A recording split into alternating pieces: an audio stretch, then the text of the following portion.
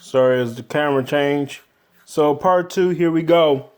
And the next part is a non-sanctioned match between Triple H and my boy Seth freaking Rollins.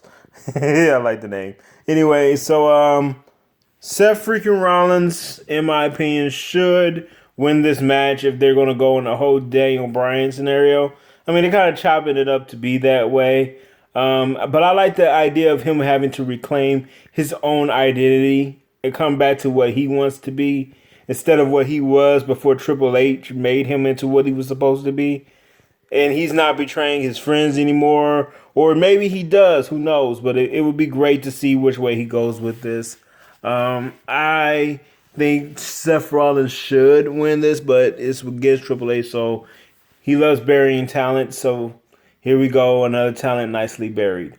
I, on a side note, would love to see Stephanie McMahon and Triple H completely gone off of television. I mean, Stephanie McMahon completely, because she just ruins talent, man. Like, she buries them. She buries the crowd. She buries everybody. And it's like they know that people are going to come out and pay for this, so they feel like they can treat them any way they want. And I think sooner or later, I mean, I'm not saying that they got to pander, but for God's sakes, don't just sit there and insult the crowd, because sooner or later, you know, people are going to catch wind that, hey, I could go somewhere else and get good wrestling. I mean, wrestling is not just WWE. It's a lot of different independent scenes out there. There's TNA, there's ROH, there's New Japan, there's Underground. There's a lot of wrestling being done out there, and WWE is not the only one that does it. So it would be, in my opinion, their best interest to stop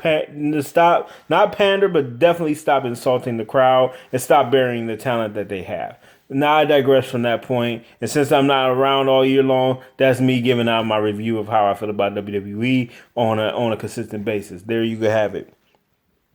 But anyway, so next on the card is Roman Reigns versus The Undertaker, and I mean, they're not calling this the retirement match, but they're kind of alluding to it. And I personally think Undertaker should not give Roman Reigns that ability. I think someone of a higher caliber, maybe even a John Cena, should have the right to retire Taker. Definitely not Roman Reigns. I think Undertaker should win tonight, because I think Roman Reigns will underestimate what Taker can still do in the ring, like a lot of people already do. Because, I mean, but people don't realize Taker is in great shape for a guy who's nearing his 60s. So, I mean, who knows? I think Taker might pull it off.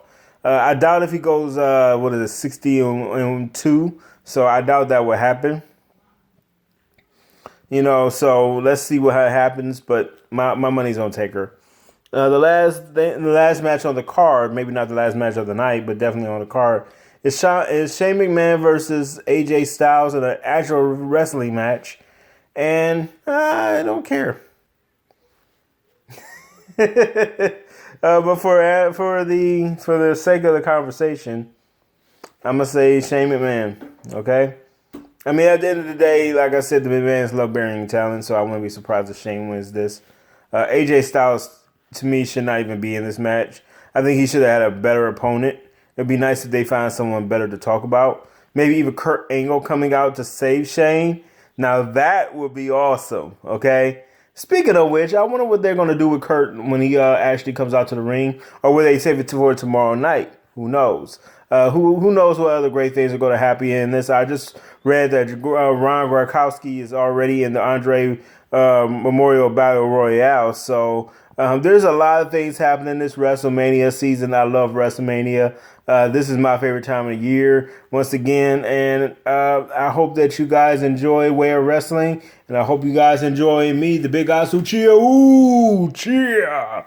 And that's about it. I mean, yes, I do have a neck, but this shirt makes me look like I don't have one.